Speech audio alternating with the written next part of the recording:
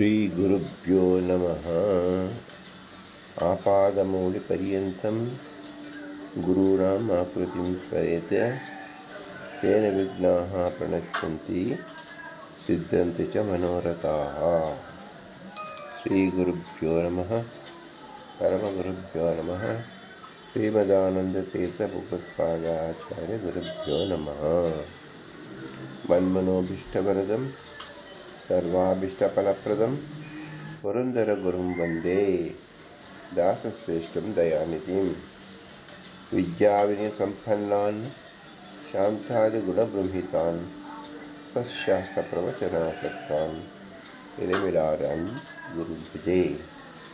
ಪೃಥ್ವೀಮಂಡಲಮಧ್ಯಸ್ಥ್ಯಾಃ ಪೂರ್ಣಬೋಧಮತಾನುಗಾಃ ವೈಷ್ಣವಾಃ ವಿಷ್ಣುಹೃದಯಾಃ ತಾನ್ ನಮಸ್ತೆ ಗುರುನಮ. ಹರಿ ಓಂ. ಶ್ರೀಶಾ ಪಾಹಿ. ಶ್ರೀ ಪುರಂದರದಾಸರು ರಚಿಸಿದ ಅನಂತಕೋಟಿ ಬ್ರಹ್ಮಾಂಡ ನಾಯಕ ಎಂಬ ಗದ್ಯ ಪಾಠದಲ್ಲಿ 81ನೆಯ ಗದ್ಯ ಪುರಾಣ ಪುರುಷೋತ್ತಮ ಎಂಬುದನ್ನು ಚಿಂತಿಸುತ್ತಿದ್ದೆವು. ಅದರ ಮುಂದುವರಿದ ಪೀಠಿಕಾ ಭಾಗದಲ್ಲಿ ಪುರಾಣ ಪ್ರಪಂಚವನ್ನು ನಾವು ಅವಲೋಕಿಸುತ್ತಾ ಇದ್ದೆವು.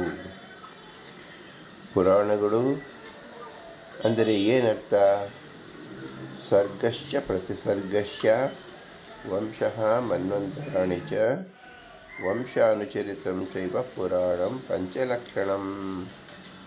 5 ಲಕ್ಷಣವುಳ್ಳದ್ದು ಪುರಾಣ. ಸರ್ಗ ಅಂದರೆ ಸೃಷ್ಟಿಯನ್ನು ಹೇಳ್ತಕ್ಕಂಥದ್ದು. ಪ್ರತಿಸರ್ಗ ಅಂದರೆ ಪ್ರತಿ ಸೃಷ್ಟಿ. ವಂಶ ಅಂದರೆ ಸೂರ್ಯಚಂದ್ರಾದಿ ವಂಶಗಳು. ಮನ್ವಂತರ ಅಂದರೆ ಸ್ವಯಂಭುವಾದಿ ಚರಿತ್ರೆಗಳು. ವಂಶಾನುಚರಿತ ಪುರಾಣಗಳು ಇದು ಕೂಡಿದ್ದಾಗಿರುತ್ತೆ. ಪುರಾಣಗಳಲ್ಲಿ 10 ಲಕ್ಷಣವಿರುತ್ತೆ.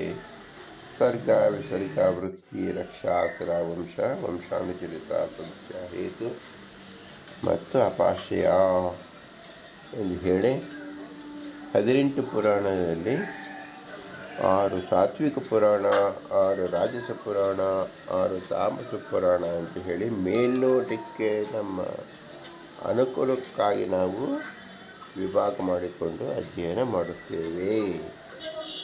ವಸ್ತುಸ್ಥಿತಿಯಲ್ಲಿ ವೇದವ್ಯಾಸನೇ ಕರ್ತರಾದ್ದರಿಂದ ಎಲ್ಲವೂ ಸಾತ್ವಿಕ ಪುರಾಣವೇ. ಆದ್ದರಿಂದ ಈ ನಾವು ಏನು ವಿಂಗಡಣೆ ಮಾಡ್ತೀವಿ, ಇದು ಆಂತರಿಕವಾಗಿ ಗುಣಗಳ ಮಿಶ್ರಣ ಇರುವುದನ್ನು ತಿಳಿಸಲಾಗಿದೆ. ಅಂದರೆ ಸಾತ್ವಿಕ, ರಾಜಸ, ತಾಮಸ ಪುರಾಣಗಳಲ್ಲೂ ಒಂದೊಂದರಲ್ಲೂ ಈ 3 ಸ್ವಭಾವದ ಪ್ರಭೇದಗಳು ಇರುವುದಾಗಿದೆ. ಉದಾಹರಣೆಗೆ ಸಾತ್ವಿಕ ರಾಜಸ, ಸಾತ್ವಿಕ ತಾಮಸ ಹೀಗೆ ಹೇಳಿದಾಗ ಸಾತ್ವಿಕದಲ್ಲೇ ಮತ್ತೆ 3 ಭಾಗ. ಅದರಂತೆ ರಾಜಸ ಸಾತ್ವಿಕ, ರಾಜಸ ರಾಜಸ ಮತ್ತು ರಾಜಸ ತಾಮಸ ಎಂಬುದಾಗಿ 3 ಬಗೆ. ತಾಮಸದಲ್ಲಿ ತಾಮಸ ಸಾತ್ವಿಕ, ತಾಮಸ ರಾಜಸ, ತಾಮಸ ಎಂದು ಬಗೆ. ಇನ್ನೂ ಮುಂದುವರೆದು ಸಾತ್ವಿಕ ರಾಜಸ, ಸಾತ್ವಿಕ ತಾಮಸ ಹೀಗೆ ನಾವು ವಿಭಜನೆ ಮಾಡುತ್ತಾ ಹೋದರೆ ಒಟ್ಟು 81 ಭಾಗಗಳಾಗುತ್ತದೆ. 18 ಪುರಾಣಗಳನ್ನು ನಾವು 81 ವಿಭಾಗವಾಗಿ ನಾವು ನೋಡಬಹುದಾಗಿದೆ. ಆದ್ದರಿಂದ ಕೇವಲ ರಾಜಸ, ತಾಮಸ, ಸಾತ್ವಿಕ ಅಂತ ಮೇಲ್ನೋಟಕ್ಕೆ ನಾವು ಹೇಳುವಂತಿಲ್ಲ. ಹಾಗಾದರೆ ಇದನ್ನು ಹೇಗೆ ಅರ್ಥ ಮಾಡಿಕೊಳ್ಳಬೇಕು ಅನ್ನುವುದಕ್ಕೋಸ್ಕರವಾಗಿ ಸುಮಧ್ವ ನಾರಾಯಣ ಪಂಡಿತಾಚಾರ್ಯರು ಒಂದು ವಾಕ್ಯವನ್ನು ಹೇಳಿದ್ದಾರೆ. ಪುರಾಣ ಸ್ಥಾನ ಪಂಥಾನಾಂ ಭಾಷಾತಯ ವೇದೀನಾಂ ಭವತಾ ಸುಸಖಾ ಚಕ್ರೆ ಶ್ರೀ ಭಾಗವತ ವಿನಿರ್ಣಯ. ಪುರಾಣದ ಸ್ಥಾನದಲ್ಲಿ ಯಾರು ನಡೆಯುತ್ತಾರೋ ಅವರಿಗೆ 3 ಕಣ್ಣುಗಳಿರಬೇಕು. ಅದು 3 ಭಾಷಾತ್ರಯ. 3 ಭಾಷೆಯನ್ನು ತಿಳಿದಿರಬೇಕು ಅಂತ ಹೇಳ್ತಾರೆ. 3 ಭಾಷೆ ಯಾವುದು ಅಂದರೆ, ಒಂದು ಗುಹ್ಯ ಭಾಷಾ, ಒಂದು ದರ್ಶನ ಭಾಷಾ, ಇನ್ನೊಂದು ಸಮಾಧಿ ಭಾಷಾ. ಗುಹ್ಯ ಭಾಷಾ ಅಂದರೆ ಏನು? ಹೊರಗಡೆ ಮೇಲ್ನೋಟಕ್ಕೆ ಒಂದು ಅರ್ಥ, ಇನ್ನೊಂದು ಗೂಢವಾದ ಅರ್ಥ ಇರುತ್ತೆ. ಉದಾಹರಣೆಗೆ ವಾಂತಿ ಅಂತ ಹೇಳಿದಾಗ ತಿಂದ ಪದಾರ್ಥ ಬಾಯಿಂದ ಈಚೆಗೆ ಬಂದು ವಾಂತಿ ಅಂತ ಹೇಳ್ತೇವೆ. ಆದರೆ ಇನ್ನೊಂದು ಅರ್ಥ ಜೇನುತುಪ್ಪ ಅಂತ ಅರ್ಥ. ಉಚ್ಚಿಷ್ಟ ಅಂದರೆ ಎಂಜಲು, ದೇವರ ಅಭಿಷೇಕಕ್ಕೆ ಬರುವುದು ಎಂದರ್ಥ. ಇನ್ನೊಂದು ಹಸುವಿನ ಕರು ಅಂತ ಹೆಸರು. ಕರು ಎಂಜಲು ಮಾಡಿದ ತಾಯಿಯ ಮೊಲೆಯನ್ನು ತೊಳೆಯದೆ ಕರೆದ ಹಾಲು ಇದೇ ದೇವರ ಅಭಿಷೇಕಕ್ಕೆ ಬರುವುದು. ಅಂದರೆ ಎಂಜಲು ಅಂದರೆ ಏನರ್ಥ? ಹಾಲು ಅಂತ ಅರ್ಥ. ಶಿವ ನಿರ್ಮಾಲ್ಯ ಅಂದ್ರೇನು? ರುದ್ರದೇವರಿಗೆ ಪೂಜೆ ಮಾಡಿದ ಪದಾರ್ಥ. ಇನ್ನೊಂದು ಗಂಗಾ ನದಿ ಅಂತ ಅರ್ಥ. ಶವಕರ್ಪಟ ಅಂದ್ರೇನು? ಹೆಣದ ಬಟ್ಟೆ ಅಂತ ಅರ್ಥ. ಇನ್ನೊಂದು ರೇಷ್ಮೆ ಬಟ್ಟೆ ಅಂತ ಅರ್ಥ. ರೇಷ್ಮೆ ಹುಳ ಗೂಡು ಮಾಡಿಕೊಂಡು ಅದರೊಳಗೆ ಜೀವಂತವಾಗಿರುತ್ತೆ. ಅದನ್ನು ಕುದಿಯುವ ಬಿಸಿ ನೀರಿಗೆ ಹಾಕಿದಾಗ ಆ ಗೂಡಿನಿಂದ ರೇಷ್ಮೆ ನೂಲು ಬರುವುದು. ಅಂದರೆ ಆ ಹುಳ ಮರಣ ಹೊಂದುತ್ತದೆ. ಇದಕ್ಕೆ ಪಟ್ಟ ವಸ್ತ್ರ ಅಂತ ಹೆಸರು. ಇದನ್ನು ಮನುಷ್ಯರು ಉಪಯೋಗಿಸ್ತಾರೆ. ನೋಡಿ, ಗುಹ್ಯ ಭಾಷಾ ಹೊರಗಡೆ ಕಾಣೋದಕ್ಕೂ ಒಳಗಡೆ ಇರ್ತಕ್ಕಂಥದಕ್ಕೂ ಅರ್ಥ ಅಜಗಜಾಂತರವಿರುತ್ತದೆ. ಇನ್ನು ದರ್ಶನ ಭಾಷಾ ಅಂದರೆ ಏನು? ಬೇರೆ ಬೇರೆ ಮತದವರು ತಮ್ಮ ಮತದಂತೆ ಹೇಳಿಕೊಳ್ಳುವ ಅಭಿಪ್ರಾಯಗಳಿಗೆ ಪುಷ್ಟೀಕರಿಸುವಂಥ ವಾಕ್ಯಗಳು. ಅದನ್ನು ದರ್ಶನ ಭಾಷಾ ಅಂತ ತಿಳ್ಕೊಳ್ಬೇಕು. ಹಾಗೆ ಸಾತ್ವಿಕ, ರಾಜಸ, ತಾಮಸ ಪುರಾಣಗಳು ಇದೆ.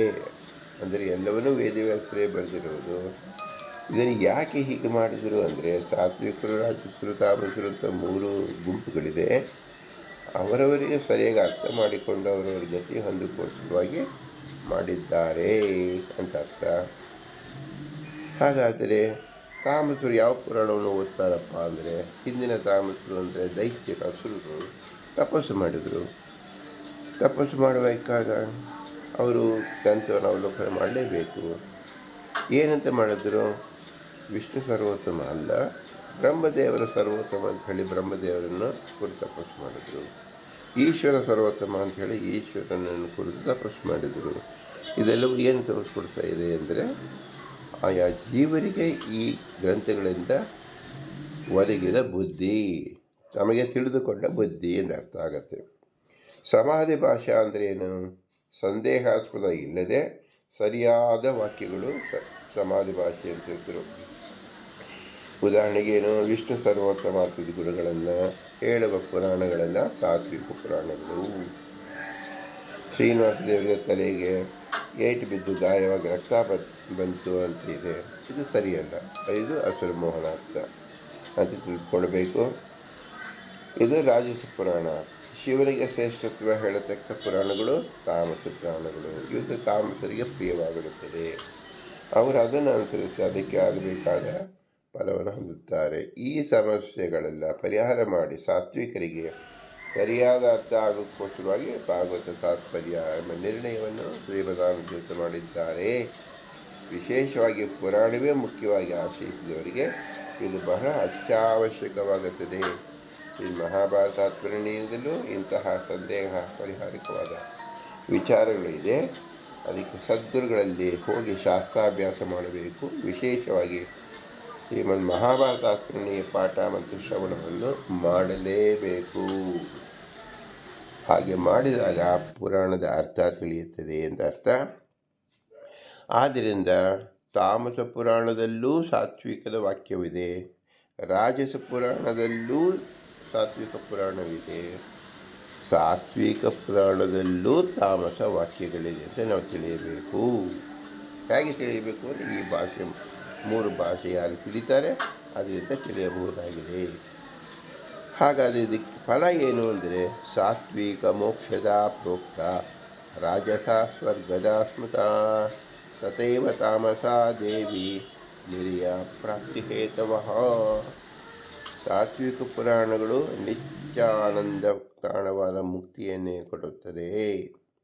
ರಾಜಸ ಪುರಾಣಗಳು ಸ್ವರ್ಗಪ್ರದವಾಗಿದೆ. ತಾಮಸ ಪುರಾಣಗಳು ನರಕಾದಿ ಅನರ್ಥಕ್ಕೆ ಕಾರಣವಾಗಿದೆ. ಆದ್ದರಿಂದ ನಾವು ಪುರಾಣವನ್ನು ಓದುವಾಗ ಕೇಳುವಾಗ ಬಹಳ ಎಚ್ಚರಿಕೆಯಿಂದ ಅರ್ಥವನ್ನು ಮಾಡಿಕೊಳ್ಳಬೇಕು. ಶ್ರೀ ವೇದವ್ಯಾಸರಿಂದ ರಚಿಸಲ್ಪಟ್ಟ ಪುರಾಣಗಳ ನಾಮಗಳ ಪಠಣ ಅಥವಾ ಸ್ಮರಣೆ ಮಾತ್ರ ಪುಣ್ಯ ಫಲ ಪ್ರಾಪ್ತಿ ಅಂತ ಶಾಸ್ತ್ರಗಳು ಹೇಳ್ತಾ ಇದೆ. ಅಷ್ಟಾದಶ ಪುರಾಣಾನಾಂ ನಾಮಧೇಯಾನಿ ಯಾ ಪಠೇತ್ ತ್ರಿಸಂಜಂ ಜಗತೆ ನಿತ್ಯಂ ಸೊ ಅಶ್ವಮೇಧ ಫಲಂ ಲಭ್ಯತೆ. 18 ಪುರಾಣದ ಹೆಸರನ್ನು ಹೇಳಿಕೊಳ್ಳಿ ಪ್ರತಿದಿನವೂ. ಅದರಿಂದಲೇ ನಿಮಗೆ ಅದರ ಅಭಿಪ್ರಾಯ ತಿಳಿದು ಅಶ್ವಮೇಧ ಯಾಗ ಮಾಡಿದ ಫಲ ಬರುತ್ತೆ. ಆದ್ದರಿಂದಲೇ ಅತಿ ಚಿಕ್ಕದಾದ ಶ್ಲೋಕ ಮದ್ವಯಂ ಬದ್ವಯಂ ಚೈವ ಬಾತ್ರಯಂ ಚತುಷ್ಟಯಂ ಅನಾಪಲಿಂಗಸ್ಕಾನಿ ಪುರಾಣಾನಿ ಪೃಥಕ್ ಪೃಥಕ್ಕು ಎಂದು ಹೇಳಿದ್ದಾರೆ. ಇದರ ಅರ್ಥ ಏನು? ಮಾ ದ್ವಯಂ ಅಂತ ಅರ್ಥ. ಮಾ ಇಂದ ಇರ್ತಕ್ಕಂಥ 2 ಪುರಾಣಗಳು, ಭಾ ಇಂದ 2 ಪುರಾಣಗಳು, ಬ್ರಾ ಇಂದ 3 ಪುರಾಣಗಳು ಮತ್ತು ವಾ ಇಂದ 4 ಪುರಾಣಗಳು. ಹೀಗೆ 2 2 4 3 7 11 ಪುರಾಣಗಳು ಈ ರೀತಿ ಇದೆ. ಇನ್ನು 7 ಪುರಾಣಗಳು ಒಂದೊಂದು ಅಕ್ಷರದಿಂದ ಹೇಳಿದ್ದಾರೆ. ಅದು ಆ ನ ಆ ಲಿಂಗ ಕೂಸ್ ಕಾಣಿ ಅಂತ ಹೇಳಿದ್ದಾರೆ. ಇದನ್ನು ನಾವು ತಿಳ್ಕೊಂಡಾಗ 18 ಪುರಾಣಗಳ ಹೆಸರು ಯಾವುದು? ಸಾತ್ವಿಕ ಪುರಾಣ, ವಿಷ್ಣು ಪುರಾಣ, ಭಾಗವತ ಪುರಾಣ, ಪದ್ಮ ಪುರಾಣ, ನಾರದಿ ಪುರಾಣ, ಗರುಡ ಪುರಾಣ, ವರಾಹ ಪುರಾಣ ಮತ್ತು ರಾಜಸ ಪುರಾಣಗಳಾದ ಬ್ರಹ್ಮಾಂಡ ಪುರಾಣ, ಬ್ರಹ್ಮವೇವಟ ಪುರಾಣ, ಮಾರ್ಕಂಡೇಯ ಪುರಾಣ, ಭವಿಷ್ಯತ್ ಪುರಾಣ, ವಾಮನ ಪುರಾಣ, ಬ್ರಹ್ಮಪುರಾಣ ಮತ್ತು ತಾಮಸ ಪುರಾಣವಾಗಿ ವಿಂಗಡಿಸಿದ ಮತ್ಸ್ಯ ಪುರಾಣ, ಕೂರ್ಮ ಪುರಾಣ, ಲಿಂಗ ಪುರಾಣ, ಶಿವಪುರಾಣ ಮತ್ತು ಸ್ಕಂದ ಪುರಾಣ ಮತ್ತು ಅಗ್ನಿ ಪುರಾಣ ನಮಗೆ ಸಿದ್ಧವಾಗುತ್ತದೆ. ವೇದಗಳನ್ನು ವಿಭಾಗ ಮಾಡಿದ ವೇದವ್ಯಾಸರು ವೇದಾಂತ ನಿರ್ಣಾಯಕವಾದ ಬ್ರಹ್ಮಮೀಮಾಂಸಾ ಶಾಸ್ತ್ರೀಯ ಬ್ರಹ್ಮಸೂತ್ರ ರಚಿಸಿಕೊಟ್ಟು ಅಷ್ಟಾದಶ ಪುರಾಣಗಳನ್ನು ರಚಿಸಿದ ಪುರಾಣ ಪುರುಷರು. ಜೊತೆಗೆ ಉಪಪುರಾಣಗಳನ್ನು ಮಾಸ ಮಹಾತ್ಮೆ, ವ್ಯಾಸಸ್ಮೃತಿ, ಎಲ್ಲಕ್ಕೂ ಮಿಗಿಲಾದ ಮಹಾಭಾರತ 18 ಪರ್ವಗಳ ಇತಿಹಾಸ ಗ್ರಂಥವನ್ನು 1,00,000 ಶ್ಲೋಕಾತ್ಮಕವಾಗಿ ರಚಿಸಿಕೊಟ್ಟಿದ್ದಾರೆ. ಇದು ಭಗವಂತನಿಂದ ಮಾತ್ರ ಸಾಧ್ಯವಾದ ಕಾರ್ಯವಾಗಿದೆ. ಪಂಚಮ ವೇದ ಎನಿಸಿದ ಮಹಾಭಾರತ ದೇವಲೋಕದಲ್ಲಿ 80 ಲಕ್ಷಾತ್ಮಕ, ಪಿತೃಲೋಕದಲ್ಲಿ 15 ಲಕ್ಷಾತ್ಮಕ, ಗಂಧರ್ವ ಲೋಕದಲ್ಲಿ 14 ಲಕ್ಷಾತ್ಮಕ, ಭೂಲೋಕದಲ್ಲಿ ಅಂದರೆ ನಮ್ಮ ಮನುಷ್ಯ ಲೋಕದಲ್ಲಿ ಕೇವಲ 1 ಲಕ್ಷಾತ್ಮಕವಾಗಿ ಪ್ರಚಾರದಲ್ಲಿದೆ ತಿಳಿಯಬೇಕು. ಅಂದರೆ ಇದು ಒಟ್ಟು 100 ಲಕ್ಷಕ್ಕೂ ಅಧಿಕವಾಗಿ ಶ್ಲೋಕದಿಂದ ಕೂಡಿದೆ ಮಹಾಭಾರತ. ಅದರಿಂದ ಉಪಪುರಾಣಗಳು ಯಾವುದು ಅಂದರೆ ಅದು ಸಹ 18 ಇದೆ. ಅದರಲ್ಲೂ ಸಾತ್ವಿಕ, ರಾಜಸ, ತಾಮಸ ಉಪಪುರಾಣಗಳಲ್ಲಿ ಹೇಳಲ್ಪಟ್ಟಿದೆ. ಅದನ್ನು ನಾವು ತಿಳಿದುಕೊಳ್ಳಬೇಕು. ಸಾತ್ವಿಕ ಪುರಾಣಗಳು ಉಪಪುರಾಣಗಳಲ್ಲಿ ವಾಯುವ್ಯ ಪುರಾಣ, ಭಾರ್ಗವ ಪುರಾಣ, ಸೌಮ ಪುರಾಣ, ಬ್ರಹ್ಮಾಂಡ ಪುರಾಣ, ಕೌಶಿಕ ಪುರಾಣ ಮತ್ತು ಪರಾಶರ ಪುರಾಣ ಎಂಬುದಾಗಿ. ರಾಜಸ ಪುರಾಣಗಳಲ್ಲಿ ಉಪಪುರಾಣಗಳಲ್ಲಿ ನಾರದಿ ಪುರಾಣ, ನಾರಸಿಂಹ ಪುರಾಣ, ಕಪಿಲ ಪುರಾಣ, ವಾಸಿಷ್ಠ ಪುರಾಣ, ಶಿವಧರ್ಮ ಪುರಾಣ ಮತ್ತು ಮಾರೋಚ ಪುರಾಣ ಎಂದು. ತಾಮಸ ಪುರಾಣ ಅಂದರೆ ಉಪಪುರಾಣಗಳಲ್ಲಿ ಮಾನವ ಪುರಾಣ, ಸ್ಕಾಂದ ಪುರಾಣ, ದುರ್ವಾಸ ಪುರಾಣ, ಆದಿತ್ಯ ಪುರಾಣ, ವಾರಣ ಪುರಾಣ ಮತ್ತು ಶಾಂಬರ ಪುರಾಣ. ಒಟ್ಟು ಪುರಾಣಗಳು 18, ಉಪಪುರಾಣಗಳು 18, 36 ಪುರಾಣಗಳು.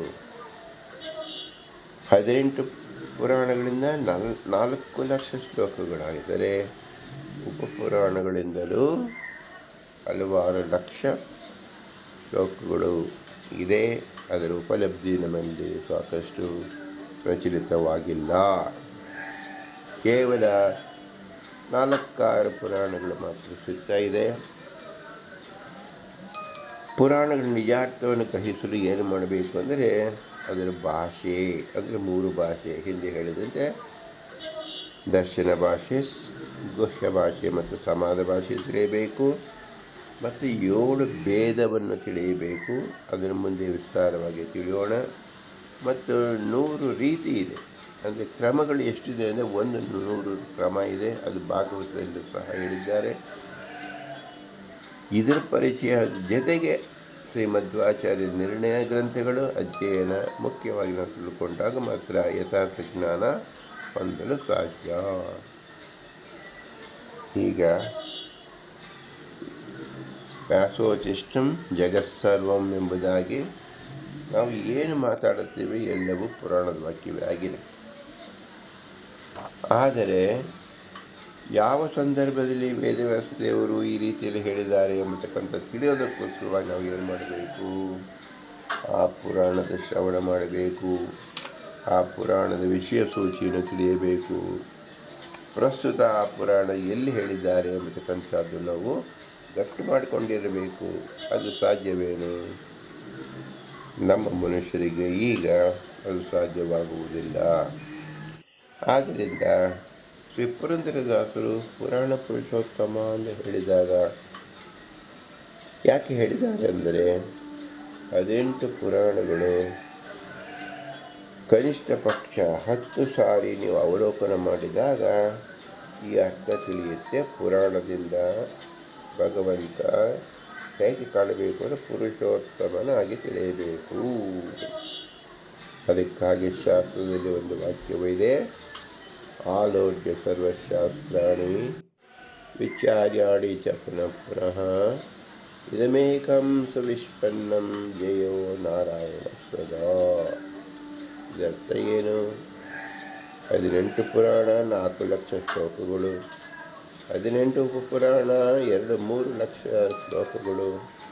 ಎಲ್ಲ ಶ್ಲೋಕವನ್ನು ನಾವು ಓದಿಕೊಂಡು ಅದರ ಅರ್ಥವನ್ನು ಗ್ರಹಿಸಿದಾಗ, ಅದನ್ನು ಕಡೆದಾಗ, ಮಂಥನ ಮಾಡಿದಾಗ ನಮಗೆ ಏನು ಸಿಗುತ್ತಪ್ಪ ಅಂದರೆ ಭಗವಂತ ಸ್ವತಂತ್ರ, ಭಗವಂತ ಸಾರ್ವಭೌಮ. ಆದ್ದರಿಂದ ಇದನ್ನು ಪುರಂದರದಾಸರು ಏನು ಹೇಳಿದ್ದಾರೆ? ಪುರಾಣ ಪುರುಷೋತ್ತಮ ಅಂತ ಹೇಳಿಬಿಟ್ಟಿದ್ದಾರೆ. ಇದನ್ನು ನಾವು ಹೇಗೆ ತಿಳಿಯೋದು? ಪುರಾಣ ಪುರುಷೋತ್ತಮ ಅಂತ ಹೇಳಿದ ಅರ್ಥ ಹೇಗೆ ಬರುತ್ತದೆ ಎಂದರೆ, ಉದಾಹರಣೆಗೆ ನಮ್ಮ ಬದುಕು ಅಂತ ಹೇಳ್ತೀವಿ. ಬದುಕು ಅಂತ ಹೇಳಿದಾಗ ನಮ್ಮ ಬದುಕು 100 ವರ್ಷ, ನಿಮ್ಮ ಬದುಕು 150 ವರ್ಷ, ಇನ್ನೊಬ್ಬರ ಬದುಕು 200 ವರ್ಷ, ಇನ್ನೊಬ್ಬರ ಬದುಕು 1000 ವರ್ಷ. ಹೀಗೆ 1000 ವರ್ಷದ ದಿನಂಪ್ರತಿ ನಡೆಯುವ ನಡವಳಿಕೆಗಳಿಗೆ ಎಲ್ಲವನ್ನು ಸೇರಿಸಿ ಬದುಕು ಅಂತ ಶಬ್ದವನ್ನು ಮತ್ತೆ ಹೇಳ್ತೀವಿ. ಆ ಬದುಕನ್ನು ಯಥಾವತ್ತಾಗಿ ತಿಳಿಬೇಕಾದರೆ ನಾವು ಏನು ಮಾಡಬೇಕು? ಸಾವಿರಾರು ವರ್ಷಗಳು ಇನ್ನೊಬ್ಬರ ಬದುಕನ್ನು ನಾವು ನೋಡಿ ಅವಲೋಕನ ಮಾಡಿ ಅದನ್ನು ಲೇಖನಿಸಿ ಅದನ್ನು ಹೃದಯದಲ್ಲಿ ಇಟ್ಟುಕೊಂಡು ಒಟ್ಟಿಗೆ ಹೇಳಬೇಕು. ಆಗ ಅವನು ಹೇಗಿದ್ದನಪ್ಪ ಅಂದರೆ ಅವನ ಬದುಕು ಅಂತ ಹೇಳ್ತೀವಿ. ಇದು ಯಾರಿಗೆ ಸಾಧ್ಯವಾಗುತ್ತೆ? ಹುಲುಮಾನವರಿಗೆ, ಅಲ್ಪಾಯುಗಳಿಗೆ, ಅಲ್ಪ ಶ್ರದ್ಧೆಯವರಿಗೆ ಹೇಗೆ ಸಾಧ್ಯವಾಗುತ್ತೆ? ಸಾಧ್ಯವಾಗುವುದಿಲ್ಲ. ಆದರೆ ಜ್ಞಾನಿಗಳು, ಅಪರೋಕ್ಷ ಜ್ಞಾನಿಗಳು, ದೇವತೆಗಳು ಮತ್ತು ಮೂಲ ರೂಪವಾಗಿ ಆದಿಕವಿಯಾಗಿರ್ತಕ್ಕಂಥ ಬ್ರಹ್ಮದೇವರು ಅವರು ವಿಸ್ತಾರವಾಗಿ ಪ್ರತಿಯೊಂದು ಶಬ್ದಗಳಿಗೆ ಈ ಅರ್ಥವನ್ನು ಹೇಳಿ ಪುರಾಣಗಳ ವಿಶ್ಲೇಷಣೆ ಮಾಡಿಕೊಟ್ಟಿದ್ದಾರೆ. ಅವರು ಹೇಳುವ ರೀತಿಯಲ್ಲಿ ನಾವು ಅರ್ಥ ಮಾಡಿಕೊಳ್ಳಬೇಕು. ಅವರ ವಾಕ್ಯದಿಂದ ಪುರಾಣ ಪುರುಷೋತ್ತಮ ಅಂದರೆ ಯಾವುದೇ ಪುರಾಣದ ಯಾವುದೇ ವಾಕ್ಯ, ಯಾವುದೇ ರೇಖಾ ಅದು ಭಗವಂತನ ಪ್ರತಿಮೆ ರೂಪವಾಗಿದೆ. ಭಗವಂತನ ಗುಣೋತ್ಕರ್ಷವನ್ನು ತಿಳಿಸಲು ಉದ್ಯುಕ್ತವಾಗಿದೆ ಎಂದು ತಿಳಿಯುತ್ತಾರೆ. ಬ್ರಹ್ಮದೇವರಿಗೆ ಎಲ್ಲ ಶಬ್ದಗಳು ಭಗವನ್ಮಯ, ಭಗವಂತನ ರೂಪಗಳೇ. ಆದರೆ ತದನಂತರದಲ್ಲಿ ಬ್ರಹ್ಮಾಂಡದ ಇತರ ಜೀವರಿಗೆ ವ್ಯವಹಾರ ನಡೆಯಬೇಕಲ್ಲ. ಆದ್ದರಿಂದ ಬ್ರಹ್ಮದೇವರಿಗೆ ಏನು ಮಾಡಿದರು? ಭಗವಂತನಲ್ಲಿ ಹೇಳತಕ್ಕಂಥ ಅರ್ಥವನ್ನು ಇತರ ಪದಾರ್ಥಗಳಲ್ಲಿ ಗೌಣವಾಗಿ ಇಟ್ಟು ವ್ಯವಹರಿಸಿದ್ದರು.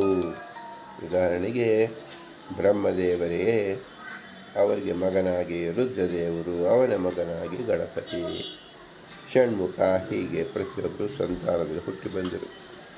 ಹಾಗೆ ನಾವು ಲೋಕದಲ್ಲಿ ಕಾಣುತ್ತೇವೆ. ನಾನು ಎಂಬತಕ್ಕಂಥ ಒಬ್ಬ ಪುರುಷ, ಒಬ್ಬರಿಗೆ ತಂದೆ, ಒಬ್ಬರಿಗೆ ಮಗ, ಒಬ್ಬರಿಗೆ ತಾತ, ಇನ್ನೊಬ್ಬರಿಗೆ ಮೊಮ್ಮಗ, ಒಬ್ಬರಿಗೆ ಮರಿತಾತ, ಇನ್ನೊಬ್ಬರಿಗೆ ಮೊಮ್ಮಗ, ಒಬ್ಬರಿಗೆ ಅಣ್ಣ, ಇನ್ನೊಬ್ಬರಿಗೆ ತಮ್ಮ, ಒಬ್ಬರಿಗೆ ಚಿಕ್ಕಪ್ಪನ ಮಗ, ಇನ್ನೊಬ್ಬರಿಗೆ ದೊಡ್ಡಪ್ಪನ ಮಗ, ಇನ್ನೊಬ್ಬನಿಗೆ ಅಕ್ಕನ ಮಗ, ಇನ್ನೊಬ್ಬರಿಗೆ ತಂಗಿಯ ಮಗ. ಹೀಗೆ ನಾವು ಹೇಳ್ತಾ ಹೋದರೆ ಒಬ್ಬನೇ ವ್ಯಕ್ತಿಯನ್ನು ಎಷ್ಟು ವಿಧವಾಗಿ ಹೇಳಬಹುದು, ನಾನಾ ರೀತಿಯಲ್ಲಿ ಹೇಳಬಹುದು. ಭಗವಂತ ಒಬ್ಬನೇ. ಅವನನ್ನು ವೇದ, ನೀರು, ಪಂಚಭೂತಗಳು, ಆಕಾಶ, ಪೃಥ್ವಿ, ಚಂದ್ರ, ಸೂರ್ಯ, ಇಂದ್ರ, ದೇವತೆಗಳ ಹೆಸರು, ಮಣ್ಣು, ನೀರು, ಬೆಂಕಿ ಎಲ್ಲ ಹೆಸರಿನಿಂದ ನಾವು ಕರೀತಾ ಇದ್ದೇವೆ. ಯಾಕೆ ಕರೀತಿದ್ದೇವೆ ಅಂದರೆ ಆ ಶಬ್ದದಲ್ಲಿರತಕ್ಕಂಥ ಗೌಣಾರ್ಥವನ್ನು ನಾವು ಅಪೇಕ್ಷಿಸಿದ್ದೇವೆ. ಆದ್ದರಿಂದ ಪ್ರತಿ ಶಬ್ದಕ್ಕೂ ಒಂದು ನಿರ್ದಿಷ್ಟವಾದ ಅರ್ಥವಿರುತ್ತೆ. ಆ ಅರ್ಥವನ್ನು ತಿಳಿಯಲಿಕ್ಕೆ ಮೂರು ಮುಖ್ಯವಾಗಿ ನಾವು ತಿಳಿಯಬೇಕಾದೇನು. ಒಂದು ಆಕಾಂಕ್ಷ, ಯೋಗ್ಯತಾ ಮತ್ತು ಸನ್ನಿಧಿ. ಆಕಾಂಕ್ಷ ಅಂದರೆ ಏನು? ಒಂದು ಪದಾರ್ಥವಿದೆ, ಸುಖ ಅಥವಾ ದುಃಖ. ಸುಖ ಮತ್ತು ದುಃಖವನ್ನು ಹೇಳುವುದಕ್ಕೆ, ಆ ಶಬ್ದವನ್ನು ಹೇಳೋದಕ್ಕೆ ಅರ್ಥ ಏನಿದೆ ಅಂದರೆ ಸ್ವರತ ಸುಂದರತ್ವಂ ಸುಖಂ ಅಂತ. ಅಂದರೆ ಬೇರೆ ಯಾವ ಪದಾರ್ಥದ ಹೋಲಿಕೆ ಇಲ್ಲದೆ ತನ್ನನ್ನು ತಾನೇ ಹೇಳಿಕೊಳ್ಳುವ ಶಬ್ದ ಸುಖ ಅಂತ ಹೆಸರು. ಇದು ಮುಖ್ಯವಾಗಿ ಯಾರಲ್ಲಿ ಕೂಡುತ್ತೆ? ಭಗವಂತನಲ್ಲಿ ಕೂಡುತ್ತೆ.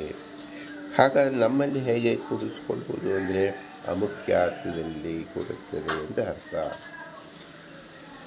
ಆಕಾಂಕ್ಷ, ಯೋಗ್ಯತಾ, ಸನ್ನಿಧಿ ಎನ್ನುವುದು 1000%, 1%, 2% ಈ ರೀತಿಯಲ್ಲಿ ಕೂಡಿದರೂ ಸಹ ನಾವು ವ್ಯವಹಾರ ಮಾಡೋಕ್ಕೆ ಸಾಧ್ಯವಾಗುತ್ತದೆ. ಇಲ್ಲದರೆ ಇಡೀ ವ್ಯವಹಾರವೇ ಮಾಡಲು ಸಾಧ್ಯವಾಗುವುದಿಲ್ಲ.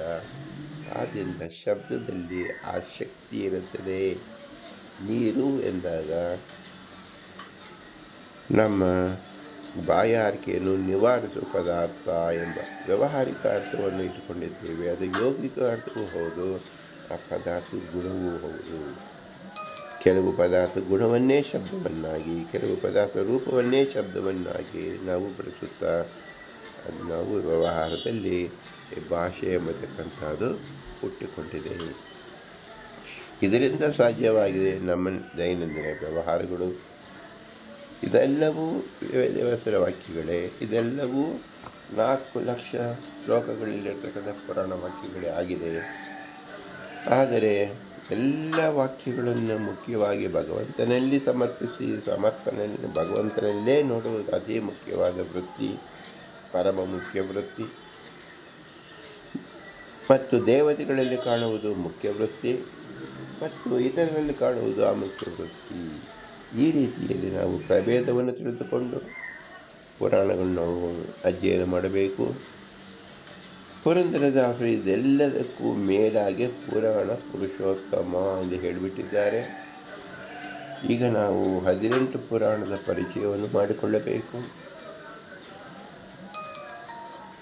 4 ಲಕ್ಷಗಳಲ್ಲಿ ಸಾತ್ವಿಕ ಪುರಾಣಗಳಲ್ಲಿ 1,72,000 ಶ್ಲೋಕಗಳಿದೆ. ರಾಜಸದಲ್ಲಿ 72,000 ಶ್ಲೋಕಗಳಿದೆ ಮತ್ತು ತಾಮಸದಲ್ಲಿ 1,64,00,000 ಶ್ಲೋಕಗಳಿದೆ. ಇದರಲ್ಲೂ ಅವಾಂತರ ಭೇದದಿಂದ ಸಾತ್ವಿಕ ಸಾತ್ವಿಕ ಸಾತ್ವಿಕ ಎಂಬುದಾಗಿ ಅನೇಕ ಶ್ಲೋಕಗಳ ಉಪಲಬ್ಧಿ ಇದೆ. ನಾವು ಯಾವುದೇ ಶ್ಲೋಕವನ್ನು ನೋಡಿದರೂ ಸಹ ನಮ್ಮ ದೃಷ್ಟಿ ಹೇಗಿರಬೇಕು? ಪುರಾಣ ಪುರುಷೋತ್ತಮವಾಗಿರಬೇಕು ಎಂಬುದನ್ನು ಶ್ರೀ ಪುರಂದರದಾಸರು ಅಂದು ತೋರಿಸಿದ್ದಾರೆ. ಅದರ ಪರಿಚಯವನ್ನು ಮಾಡಿಕೊಳ್ಳೋದಕ್ಕೋಸ್ಕರವಾಗಿ ನಾವು 18 ಪುರಾಣಗಳಲ್ಲಿ ಹಲವಾರು ಶ್ಲೋಕಗಳನ್ನಾದರೂ ನಾವು ಅಂದು ತೋರಿಸಬೇಕು. ಅದರಿಂದ ಪುರಾಣ ಪುರುಷೋತ್ತಮವನ್ನು ನಾವು ಕಾಣಬೇಕು.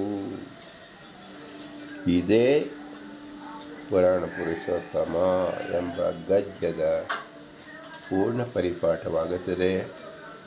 ಇದನ್ನು ಶ್ರೀ ಪುರಂದರದಾಸರೇ ನಮ್ಮಲ್ಲಿ ನಿಂತು ನುಡಿಸಬೇಕು. ಇದರಿಂದ ಭಗವಂತನ ಮಹಿಮೆಯನ್ನು ಕಿಂಚಿತ್ ವಿಸ್ತಾರವಾಗಿ ತಿಳಿಯುವ ಪ್ರಯತ್ನವನ್ನು ಮಾಡಬಹುದಾಗಿದೆ.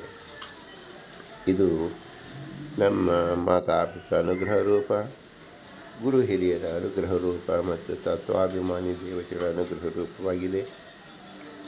ಭಾರತೀಯರ ಮುಖ್ಯ ಪ್ರಾಣ ಶ್ರೀ ವಾಯುದೇವರು ಜ್ಞಾನ ರೂಪದಲ್ಲಿ ನಮ್ಮಲ್ಲಿ ನಿಂತು ಜ್ಞಾನವನ್ನು ಏನು ತೋರಿಸಿಕೊಡುತ್ತಿದ್ದಾರೆ ಅದು ನಮಗೆ ಶ್ರೇಯೋದಾಯಕವಾಗಿದೆ, ಮುಕ್ತಿದಾಯಕವಾಗಿದೆ. ಇವರೆಲ್ಲರಲ್ಲಿಯೂ ನಿಂತಿರುವ ಲಕ್ಷ್ಮೀನಾರಾಯಣನ ದಿವ್ಯ ಅನುಗ್ರಹ ರೂಪಕ್ಕೆ ಇದಾಗಿದೆ. ಇದನ್ನು ಶ್ರೀ ಪುರಂದರದಾಸರು ಪುರಾಣ ಪುರುಷೋತ್ತಮ ಎಂದು ಕೇವಲ 8 ಅಕ್ಷರದಿಂದ 8 ದಿಕ್ಕುಗಳನ್ನು ಸಹ ತೋರಿಸಿಕೊಟ್ಟಿದ್ದಾರೆ. ಇದರ ಪರಿಚಯವನ್ನು ನಾವು ಮಾಡಿಕೊಳ್ಳೋಣ. ಆದ್ದರಿಂದ ಸಾರ್ಥಕ ಜೀವನವನ್ನು ಮಾಡಿದಂತೆ ನಮಗೆ ಸಂತೃಪ್ತಿಯನ್ನು ಬರುತ್ತದೆ. ಇದು ಭಗವಂತನ ಪ್ರಸಾದಕ್ಕೆ ಮುಕ್ತಿಗೆ ಹೇತುವಾಗಿದೆ. ಇದೇ ಕಾರಣದಿಂದ ನಮ್ಮ ಬಿಂಬನ ಉಪಾಸನೆಯಾಗಿದೆ. ಬಿಂಬನನ್ನು ತಿಳಿಯಲು ಪುರಾಣ ಪುರುಷೋತ್ತಮ ಎಂಬ ಸಂಕೇತದಿಂದ ಮುಂದುವರೆದು ಅದನ್ನು ಅನ್ವರ್ಥವಾಗಿ ಮಾಡಿಕೊಳ್ಳುವುದೇ ಆಗಿದೆ. ಮೊಟ್ಟ ಮೊದಲು ನಾವು ಮುಂದುವರಿಯುವುದು ಹೇಗೆ? ಸಾಂಕೇತಿಕವಾಗಿ ನಾವು ಅರ್ಥ ಮಾಡಿಕೊಳ್ಳಲು ಪ್ರಯತ್ನಿಸಿದಾಗ ಅದರ ಅನ್ವರ್ಥ ಎಂಬುದು ನಮಗೆ ತಿಳಿಯುತ್ತದೆ. ಇದು ಅನ್ವರ್ಥವಾಗಿ ನಮಗೆ ತಿಳಿದಾಗ ಅದು ಬಿಂಬನ ಉಪಾಸನೆಯಾಗುತ್ತದೆ. ಅಲ್ಲಿಯ ತನಕವು ಸಾಂಕೇತಿಕ ರೂಪವಾಗಿ ಇರುತ್ತದೆ. ಆದರೆ ಯೋಗಿಕ ಅರ್ಥವನ್ನು ತಿಳಿದಾಗ ನಿಜವಾದ ಫಲ ಬರುತ್ತದೆ. ಫಲ ಅಂದರೆ ಏನರ್ಥ? ಒಂದು ಬೀಜ ಹಾಕಿದಾಗ ಫಲ ಏನು? ಫಲವೇ, ಹಣ್ಣು. ಅದು ಮೊಳಕೆ ಹೊಡೆದಾಗ ಫಲ ಏನು? ಹಣ್ಣು. ನಂತರ ಎಲೆ ಹೊರಗೆ ಬಂದಾಗ ಫಲವೇನು? ಹಣ್ಣು. ಚಿಗುರು ಬಂದಾಗ ಫಲವೇನು? ಹಣ್ಣು. ಮಗ್ಗು ಬಿಟ್ಟಾಗ ಫಲವೇನು? ಹಣ್ಣು. ಹೂವು ಹರಡಿದಾಗ ಫಲವೇನು? ಹಣ್ಣು. ಕಾಯಿ ಹುಟ್ಟಿದಾಗ ಫಲವೇನು? ಹಣ್ಣು. ಕೊನೆಯದಾಗಿ ಫಲ ಎನಿಸಿಕೊಳ್ಳುತ್ತದೆ. ನೋಡಿ, ಈ 10 ಕ್ರಮದಲ್ಲೂ ನಾವು ಫಲ ಫಲ ಫಲ ಅಂತ ಹೇಳಿದ್ದು ನಮಗೆ ಹೊರ ಬಂದಿದ್ದ ಫಲ ಯಾವಾಗ? 10ನೆಯ ಫಲದಲ್ಲಿ. ಅಂದರೆ ನಾವು ಕೇವಲ ಸಾಂಕೇತಿಕವಾಗಿ ಪುರಾಣ ಪುರುಷೋತ್ತಮ ಅಂತ ತಿಳಿದರೂ ನಿಜವಾದ ಪುರಾಣ ಪುರುಷೋತ್ತಮ ನಮಗೆ ಯಾವಾಗ ನಮಗೆ ತಿಳಿದು ಬರುತ್ತದೆ ಅಂದರೆ ಆ ಪುರಾಣಗಳ ಶಬ್ದಗಳ ಅನುಸಂಧಾನ ನಮ್ಮ ಬಿಂಬ ರೂಪದಲ್ಲಿ ವಿನಿಯೋಗಿಸಿದಾಗ ನಮ್ಮ ಬಿಂಬ ರೂಪಕ್ಕೆ ಅದು ಸಂಬಂಧ ಹಚ್ಚಿಕೊಂಡಾಗ ಅದು ಯಾವ ಸಂಬಂಧ? ಯಥಾರ್ಥ ಸಂಬಂಧ. ನಾವು ಈಗ ಮಾಡಿರುವುದು ಯಾವುದು? ಅಯಥಾರ್ಥ ಸಂಬಂಧ. ಅಂದರೆ ಯಾವುದು ಸಂಬಂಧ ಅಲ್ಲವೋ ಅಲ್ಲಿ ಹಚ್ಚಿಕೊಂಡಿದ್ದೇವೆ. ಅದನ್ನು ತೆಗೆದು ನಿಯತವಾದ ಬಿಂಬನಲ್ಲಿ ಅರ್ಥವನ್ನು ಹೊಂದಿಸಿಕೊಳ್ಳುವುದೇ ಯಥಾರ್ಥ ಪ್ರಮಾಣ ಅಂತ ಹೆಸರು. ಈ ಒಂದು ವಿಶೇಷ ಕಾರ್ಯಕ್ರಮ ಮಾಡಬೇಕಾದಂಥ ಶ್ರೀ ಪುರಂದರದಾಸರು ಪುರಾಣ ಪುರುಷೋತ್ತಮ ಎಂದಷ್ಟೇ ಹೇಳಿ ದಿವ್ಯ ದರ್ಶನ ಮಾಡಿದ್ದಾರೆ. ಈ ಮೂಲಕ 18 ಪುರಾಣಗಳ ಕಿಂಚಿತ್ ಪ್ರವೇಶವನ್ನು ಮಾಡೋಣ. ಅದರಿಂದ ಪುರಾಣ ಪುರುಷೋತ್ತಮನನ್ನು ನೆನೆಯೋಣ. ಇದೆಲ್ಲವೂ ನಮ್ಮ ಗುರು ಹಿರಿಯರ ಅನುಗ್ರಹ ರೂಪದಿಂದ ಆಗುತ್ತಿದೆ. ತತ್ವಾಭಿಮಾನ ದೇವತೆಗಳ, ಗುರು ಹಿರಿಯರ ಮತ್ತು ವಾಯುದೇವರ ವಿಶೇಷ ಅನುಗ್ರಹ ರೂಪದಿಂದ ಆಗಿದೆ. ಆದ್ದರಿಂದ ಇವೆಲ್ಲರಿಗೂ ಸೇರಿ ನಾವು ಏನು ಹೇಳಬೇಕು? ಭೂಯಿಷ್ಠಾಂತೆ ನಮಃ ಉಕ್ತಿಂ ವಿಧೇಮ. ಎಲ್ಲರಿಗೂ ನಮೋ ನಮಸ್ಕಾರ ಅಂತ ಹೇಳಿ ನಮಸ್ಕರಿಸೋಣ. ಅವರ ವಿಶೇಷ ಅನುಗ್ರಹದಿಂದ ನಮಗೆ ಈ ಅರ್ಥ ತಿಳಿಯುವಂತಾಗಲಿ. ಇದರಿಂದ ನಮ್ಮ ಬಿಂಬ ಸಂಪ್ರೀತನಾಗಿ ಅವನ ಪ್ರಸಾದದಿಂದ ನಮಗೆ ಮೋಕ್ಷ ಉಂಟಾಗಲಿ ಎಂಬ ನಮ್ಮ ನಿಜವಾದ ಫಲವನ್ನು ಗುರುಗಳ ಮೂಲಕ ಭಗವಂತನಿಗೆ ಅರ್ಪಿಸೋಣ. ವಾಯುದೇವರ ಮೂಲಕ ಭಗವಂತನಿಗೆ ಅರ್ಪಿಸೋಣ. ಇದೇ ಪುರಾಣ ಪುರುಷೋತ್ತಮದ ಮಹತ್ವಾಕಾಂಕ್ಷೆಯಾಗಿದೆ. ಹರಿಗೆ ಓಂ. ಭಾರತೀಯರ ಪ್ರಾಣಾಂತರ ಶ್ರೀಕೃಷ್ಣಾತ್ಮಸ್ತು. ಹರಿಗೆ ಓಂ, ಹರಿಗೆ ಓಂ, ಹರಿಗೆ ಓಂ.